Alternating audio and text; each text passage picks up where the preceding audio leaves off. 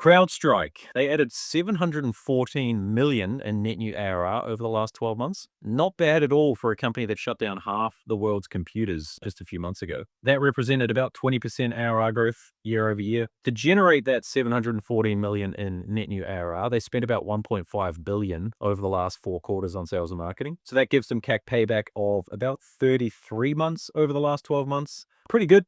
In this operating environment, as we're seeing across the companies that we track, we're starting to see these CAC payback rates push up. We did see a bit of a blowout in OPEX and consequently operating margins. So in Q1 of last year, they had a 1% operating margin. That collapsed to negative 11% in Q1 this year. That came on the back of increases across all major OPEX items. So sales and marketing was up to 40% of revenue from 38. R&D was up to 30 from 26% of revenue, and G&A jumped to 15% of revenue from 11 a year ago. Despite that, they still had really strong free cash flow margins, so that came in at 25%. They've got $415,000 in ARR per employee and delivered a really impressive jump in remaining performance obligations. So that was up 45% year over year, which is a great sign for future revenue growth. And when we look at this chart, right, this has been progressing really nicely over the last few quarters from 4.9 up to about 6.8 billion in Q1 this year. They're one of the few companies that we track that report on gross revenue retention. That came in at 97% for the quarter, which is really strong. They've got a market cap of about 115 billion, which is quite a premium. They're trading at about 27 times Q1 ARR.